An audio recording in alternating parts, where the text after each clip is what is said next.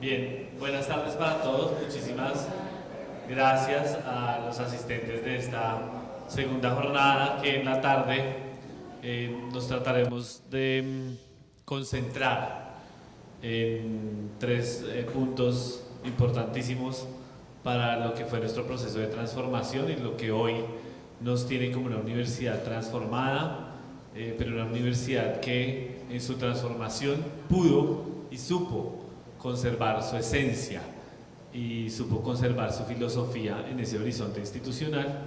Por eso queremos referirnos a la pregunta que fue recurrente en la jornada de la mañana, iniciar con esa parte, diciendo que todo lo fundacional, incluidos los miembros fundadores de la fundación, como dice en la última línea del primer párrafo de este artículo 102, dice: sus miembros fundadores y adherentes siempre tendrán tal calidad honorífica, pues por ellos nació la impronta de la identidad institucional que hoy conserva.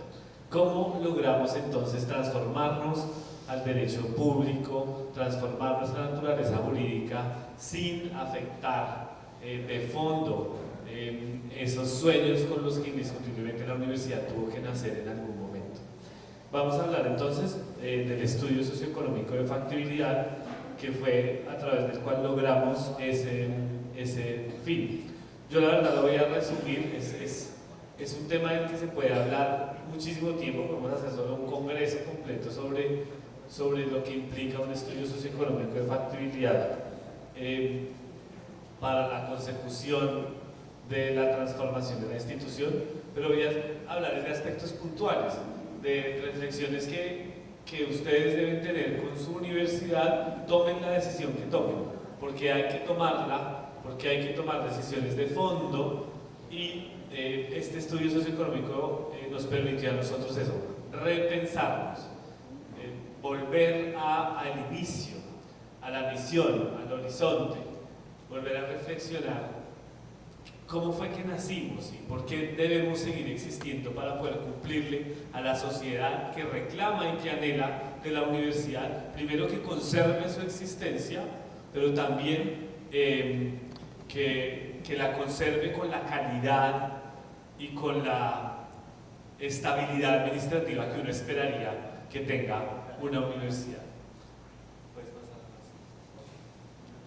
Entonces, lo primero es que un estudio socioeconómico de factibilidad, como les había dicho antes, se realiza mediante un proceso de solicitud formal ante el Ministerio de Educación Nacional, y ese proceso, como les decía, es equivalente a un proceso de renovación de condiciones institucionales, como el que vivimos todas las instituciones de educación superior cada 7 años, después de haber surtido 2 procesos al menos de autoevaluación institucional. Es equivalente y por lo tanto está sometido a una visita de pares. En el caso particular de nosotros en la transformación, nosotros tuvimos el acompañamiento, bueno, y la evaluación de CONACES y del CESU. Además de eso, pues está el convenio del que ya habló Alexis en la jornada de la mañana, porque como dice ahí en verde, si no hay recursos no va a haber aprobación y mucho menos estudio. Es decir, es importantísimo que, según la decisión que ustedes tomen sobre lo que va a ocurrir, cuando nosotros la tomamos, pues decidimos que la universidad fuera departamental. Sin embargo, la mayoría de nuestros recursos provienen de la nación. Ya luego Magda les va a hablar de cómo se estructuran nuestras fuentes de ingresos para poder ser una universidad sostenible. Y pues sin recursos pues no hay forma de que Unitrópico fuera hoy la universidad que es, ¿no? Y eso depende de ese convenio de aportes que se estableció entre la nación y la entidad territorial. Entonces, lo primero es que en ese estudio de factibilidad hay que reestructurar el horizonte institucional.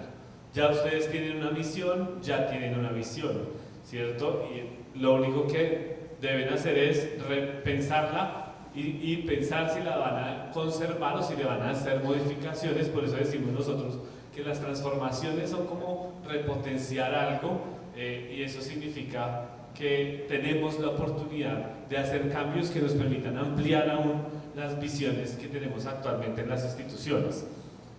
Por eso, dentro del estudio socioeconómico, se hace un capítulo de horizonte institucional en donde se construye la misión, la visión, los objetivos de la universidad y los valores. Esos 4 elementos constituyen el horizonte institucional.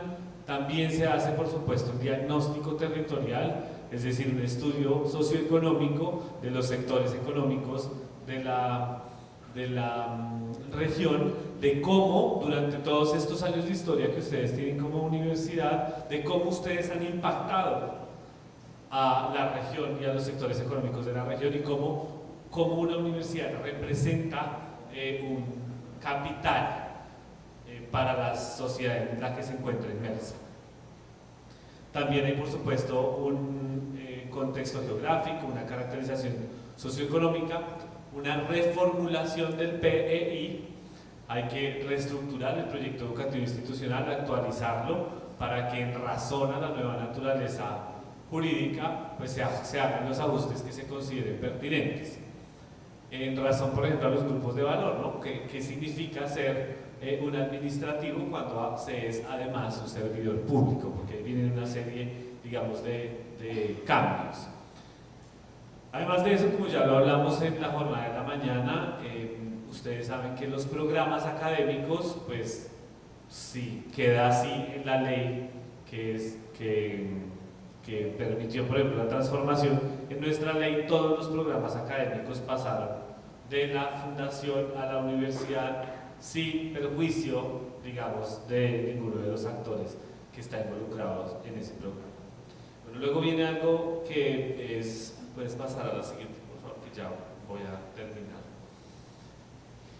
Que tiene que ver con la estructura organizacional y la planta administrativa, y ahí es uno de los puntos más álgidos que tenemos nosotros como institución cuando hicimos el proceso de transformación, y es cómo hacemos para que toda la documentación reglamentaria de la nueva universidad pública sea lo más equivalente posible a la fundación privada, para evitar que esa transición sea demasiado abrupta, para evitar, digamos, muchos cambios, ¿no? Porque además los cambios generan resistencias, y es importante que las personas en ese momento supieran que la estructura orgánica de la universidad pública iba a ser equivalente a la de la universidad privada. Es decir, por ejemplo, todos los cargos que existían en la universidad privada fueron reemplazados por cargos iguales o equivalentes en la pública. Ahora, tuvimos que crear unos cargos nuevos en la pública que se derivan del hecho de que sea pública. Por ejemplo, control interno disciplinario, que es un cargo que no existe en las universidades privadas, es creado en la universidad pública. Entonces, tratamos entonces de que nuestro organigrama, de que nuestra estructura organizacional fuera lo más equivalente posible, también para asegurar las expectativas legítimas de todos quienes fuesen empleados de la fundación privada. ¿Para qué? Para salvaguardar esos derechos que tienen no solo por haber sido parte, por ejemplo, del proceso de transformación, como muchos de los funcionarios, sino porque tienen derechos adquiridos por una vinculación laboral de la que el doctor Leonardo hablará con más detalle. Entonces, al definir esa estructura orgánica, se tiene que definir una planta de personal y un manual de funciones. Entonces, eso hace parte integral de este estudio de factibilidad, y para tomar las decisiones sobre estructura orgánica, planta de personal y manual de funciones, hay que hacer una revisión de las cargas laborales, hay que hacer una revisión detallada de qué es lo mínimo que necesito para que el día 0, más bien el día 1, la universidad pueda funcionar. Y en eso pues hay que hacer un estudio muy detallado, que luego, por ejemplo, nosotros, ya casi 4 años después de haber hecho ese estudio, hoy ya en nuestro nuevo plan de desarrollo, el segundo de nosotros como universidad pública, ya está dentro de nuestro querer hacer una reestructuración orgánica. Es decir, de nuevo, la experiencia como universidad pública nos dice, ahora tenemos que crecer. Y ese crecimiento, por ejemplo, evita que tengamos que hacer uso de la contratación que llamamos orden de prestación de servicios. ¿Por qué? Porque tenemos que repensar nuestra planta, porque seguramente ahora hay que crear nuevos cargos, porque la estructura orgánica de la fundación se nos va a quedar pequeña para lo que hoy somos. Y cuando Magda les hable del dinero, se van a dar cuenta que hemos crecido exponencialmente, y no solo en cuestiones estrictamente presupuestales o de ejecución, sino también en todas nuestras funciones sustantivas. Es decir, hoy más que nunca Unitrópico tiene adelantados procesos de acreditación de programas. Nunca antes habíamos realizado tantos proyectos de investigación financiados por el Sistema General de Regalías o proyectos de investigación y extensión financiados por entidades extranjeras. Nunca habíamos tenido cifras de movilidad académica de profesores y de estudiantes tan alta en toda nuestra historia. No habíamos tenido tantas ponencias internacionales de nuestros profesores en el mundo. No, digamos, es evidente. Seguramente todavía tenemos que crear toda esa infraestructura que ustedes ya tienen, pero en muy poco tiempo hemos logrado unos avances en nuestros indicadores de todas nuestras funciones sustantivas muy superiores a la expectativa. Es decir, proyectamos menos estudiantes a este año de lo que tenemos más de lo que habíamos proyectado en número de profesores, en número de estudiantes, y eso es muy satisfactorio, porque eso quiere decir que esa transformación sí tiene un impacto directo sobre la región, tiene un impacto directo sobre eso que decía Alexis: cuántos estudiantes se quedan sin entrar a la Universidad del Atlántico que eventualmente podrían ingresar a otra universidad pública. Además de eso, y ya para terminar mi intervención, porque la verdad sí quería ser muy sucinto con esto, porque son cosas que cada una de ellas requiere un análisis muy profundo, y nosotros por supuesto estamos abiertos a que ustedes nos hagan todas las preguntas que consideren. Finalmente también es importante pensar en el régimen de planeación, es decir, en la estructura estratégica de la universidad. En el momento de la transformación nosotros tuvimos que desarrollar un plan de desarrollo transitorio que nos permitiera hacer un empalme entre la estructura estratégica de la fundación y la estructura estratégica de la universidad pública. Y además el estudio socioeconómico de factibilidad también nos exigía la creación de planes institucionales como los de relación con el sector productivo o de investigación. Eso quería decir yo a grandes rasgos sobre el estudio, y nosotros todos hicimos parte de eso, y que fuimos empleados de la fundación privada que ad honorem decidimos hacer parte de este procedimiento, por supuesto con el apoyo del rector de la privada, y con el apoyo de los estudiantes, de los profesores, de la sociedad misma que estaba reclamando la existencia de la universidad pública. Pues fue así que logramos que este estudio sea una realidad. Entonces ahora le voy a dar la palabra a la doctora Magda, que nos va a explicar primero, dentro del estudio, cuáles eran las condiciones financieras para poder estar aprobados por el Ministerio de Educación. Luego está el convenio de aportes también, y finalmente cómo son las fuentes de financiación. No sé si hay alguna pregunta hasta el momento. ¿No? Entonces vamos con la... Bueno, buenas tardes.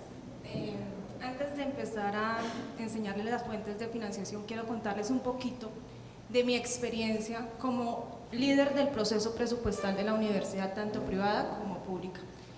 Cuando éramos privados, yo era la coordinadora de presupuesto. Resulta que llegaba el mes de septiembre y nos tocaba ver qué reducíamos, qué gastos no podíamos hacer porque sencillamente no nos alcanzaba el presupuesto. Nosotros hacíamos una proyección muy bonita, pero la realidad, el presupuesto se mide lo que realmente nos ingresó versus lo que realmente ejecutamos. Entonces, para no pasar con déficit, nosotros ¿qué hacíamos? Dejábamos de hacer inversiones importantes para nuestros estudiantes. Entonces, Eso quiero que ustedes vean que la transformación va a ser un beneficio para la comunidad en general. Entonces, esa es una experiencia que quiero que ustedes conozcan. Llegábamos a octubre y empezamos a reducir. Muchas veces nos tocó abrir matrículas en el mes de diciembre e incorporarlas presupuestalmente para poder cumplir con esos compromisos que teníamos, con nuestros docentes, con nuestros empleados. Entonces, ¿la situación financiera de Unitrópico estaba mal? Sí, sí estaba mal. Y si no se hubiese transformado en este momento, no tendríamos Unitrópico.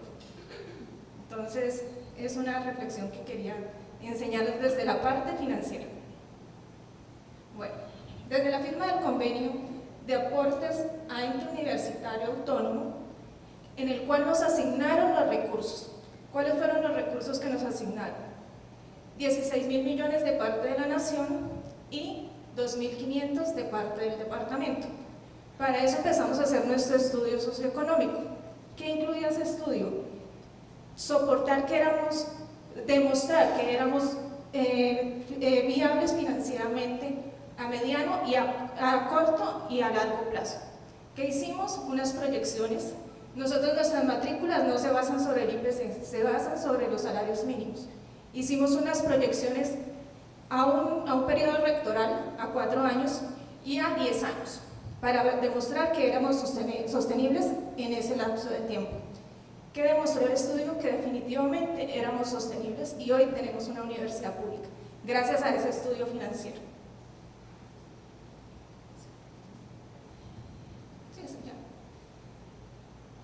Listo. Después, con los aportes, empezamos nuestro estudio. ¿Qué hicimos? Las proyecciones de matrículas, como las proyecciones de los aportes de la Nación y las proyecciones del departamento. Como dijo el doctor Alexis desde un inicio, el artículo 86 es una base que nos asigna la Nación y esa perpetuidad. O sea, nos asignaron 16.000 millones, para el siguiente año eran esos 16.000 más el IPC. En este momento sí hay algunas universidades que dicen que financieramente no están bien, universidades públicas, pero es porque se han ido desfinanciando debido a ese sistema. En este momento hay un proyecto de la reforma de la Ley 30 que quiere cambiar la forma de medición de los gastos de las universidades públicas. Entonces, en ese proceso estamos. Ese se llama,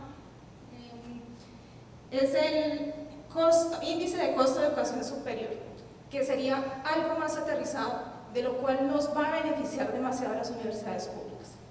Entonces es una buena noticia para todos. Entonces, las cuentas, la base presupuestal de nosotros son los recursos propios, los recursos de la Nación y los recursos del departamento. Nosotros no hacemos proyecciones sobre recursos inciertos. Esos son recursos que vamos recibiendo en el transcurso de cada vigencia. ¿Qué pasa? Nosotros empezamos alrededor de 25.000 millones con recursos ciertos. En este momento vamos en 53.000 millones. O sea, el cambio ha sido sustancial. Hemos crecido financieramente bastante, estamos siendo sostenibles, estamos haciendo inversiones para nuestros estudiantes en infraestructura, en tecnología. O sea, la verdad, el beneficio para nuestros estudiantes ha sido bastante. Yo, como empleada, tengo muchos beneficios, o sea, tengo una estabilidad laboral. O sea, se benefician los estudiantes, se benefician los empleados, se beneficia toda la comunidad universitaria. Los otros ingresos que pueden recibir, o sea, por ejemplo, en este momento la base presupuestal está en 53.000, pero en el transcurso del año llega a 100.000 millones. ¿Por qué? Porque recibimos otros recursos adicionales, como son estampillas, como son devolución de IVA, como son, pueden hacer convenios y proyectos. Adicional, la Nación nos gira otros recursos como son excedentes de cooperativas, ajuste a la base presupuestal. Esto incrementa, la ventaja de eso es que esto nos incrementa la base presupuestal. Entonces, para la siguiente vigencia, mi base presupuestal no van a ser 35.800, van a ser estos 35.800 más lo que yo recibí en esta vigencia de ajuste a la base presupuestal y de PIC, que es un proyecto que tiene el gobierno en este momento. Entonces, para la siguiente vigencia yo puedo arrancar alrededor de unos 57.000 millones como base presupuestal. O sea, cada vez se nos va incrementando. Entonces, pues por ese lado lo veo muy beneficioso para todas las universidades públicas. Bien.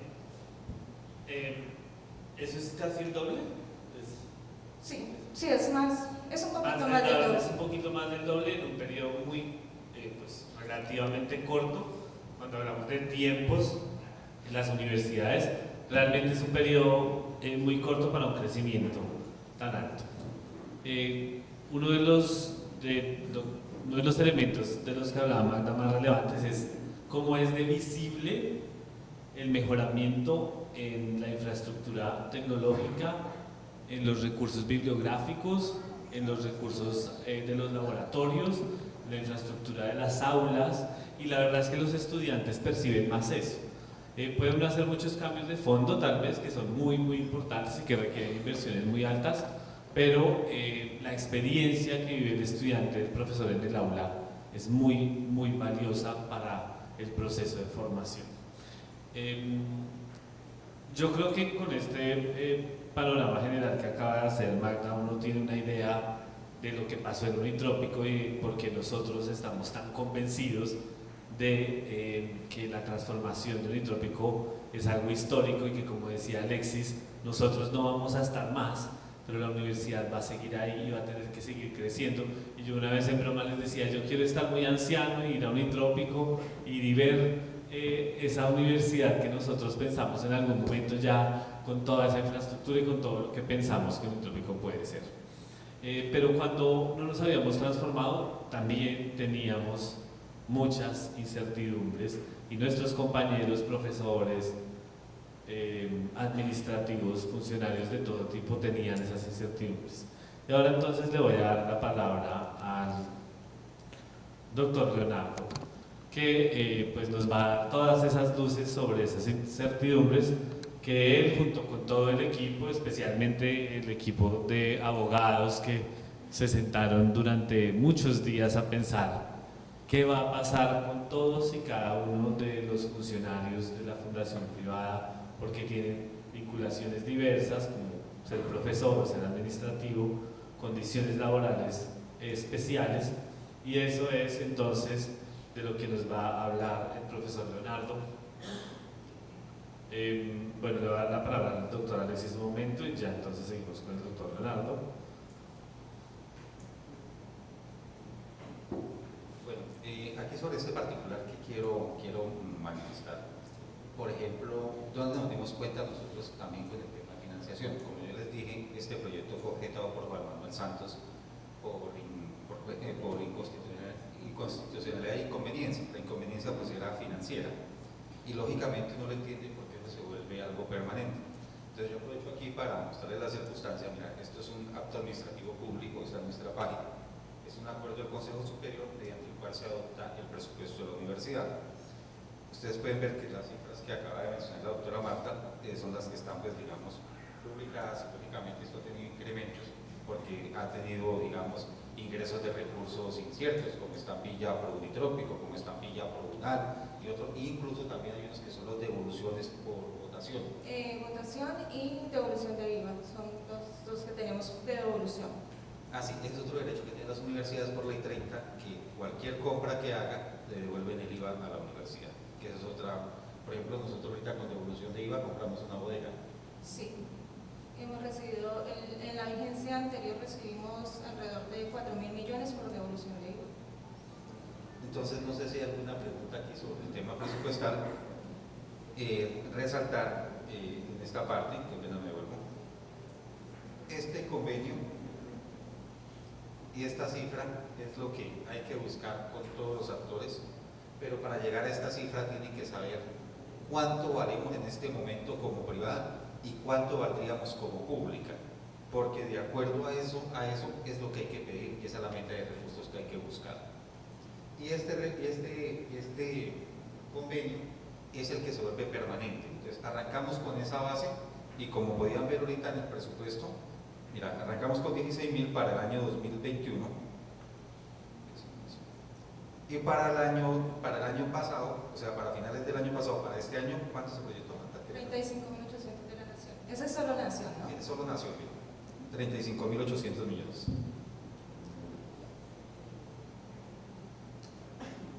Entonces, para que ustedes tengan claro, no sé si hay alguna pregunta sobre eso. Sí. Digamos, eventualmente que la Universidad Autónoma del Caribe decidiera hacer esa transición, ¿podría incluir el plan de pagos dentro de sus gastos de funcionamiento para la base presupuestal? Sí, se podría incluir. Porque será mucho tiempo. Yo creo que eso más adelante lo vamos a contestar, pero la respuesta es sí.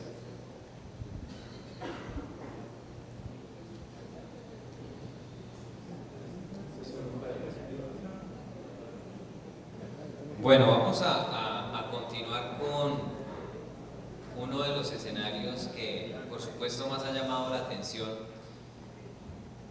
Antes de nada les recuerdo mi nombre, Leonardo Torres, y nunca suelo hacerlo, pero creo que por la temática que desarrollamos es importante que lo haga. ¿Quién es Leonardo Torres? Un profesor